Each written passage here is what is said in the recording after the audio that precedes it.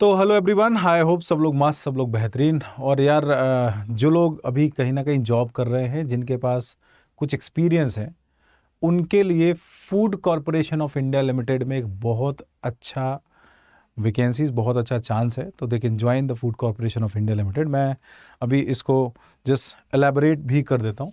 अगर आप यहाँ से जस्ट देखेंगे तो food corporation of India limited head headquarter, appointment to the post of assistant general manager civil engineering, electrical, mechanical, और on transfer through deputation basis in the food corporation of India.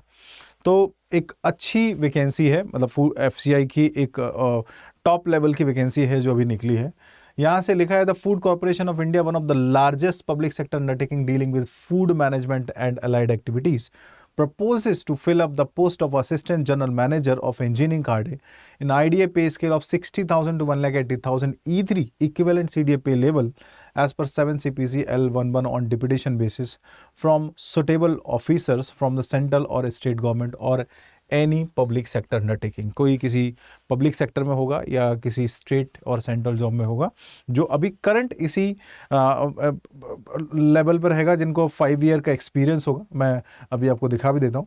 एक AGM civil और AGM EM, AGM CE और AGM EM, इसमें इन्होंने मांगा है degree in civil engineering और its equivalent from the recognised university holding analogous post in grade E3 और L11 और minimum 5 years of experience should be in the capacity of assistant engineer और equivalent in IDA pay scale of 40,000 to 1,40,000।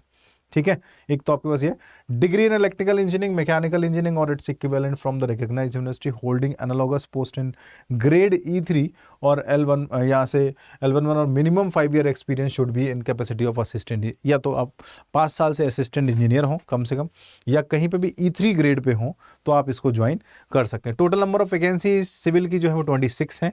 यहाँ पे electrical mechanical की total vacancy जो है वो 20 है। ठीक है, ये 2 पोस्ट आई हैं। The vacancies are liable to change without any notice. Yes, उन्होंने पहले से अपना, जो कंपनी रहती है वो अपना पहले से बैकअप लेके चलती है, तो पहले से वो लिख देते हैं। हाँ, deputation period, the period of deputation shall be initially for the 3 years extended up to 5 years on yearly basis with the consent of both organisation. ठीक है, अगर आप कहीं पे हैं तो आप यहाँ पे ज्वाइन कर सकते हैं। Mode of selection shall consist of the scrutiny of the application followed by the personal interview. तो इसमें ऑब्वियसली आपका इंटरव्यू ही रहेगा, क्योंकि इस लेवल की पोस्ट में इंटरव्यू रहता है। Job location will be on India basis, Delhi NCR, Chennai, Mumbai, Kolkata, Guwahati, Chandigarh, all over India. जहाँ पे भी आपको भेजेंगे वहाँ जाना पड़ेगा। Application in the prescribed format in duplicate from desirous and eligible person who can be relieved for taking up the assignment in event or their selection may be forwarded through proper channel with the following document। ठीक है, up to date duly attested ACRS for the preceding of 5 years, vigilance clearance indication, self attested photocopies।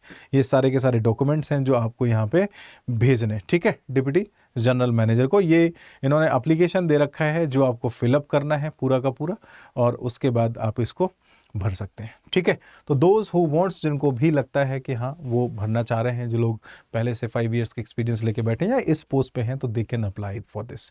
ठीक है, चलिए, तो just ये information थी आपके लिए एफसीआई की, ऑन एक्सपीरियंस बेसिस पे ये वैकेंसीज निकली हैं, तो you can apply for this. Thank you, bye bye, take care.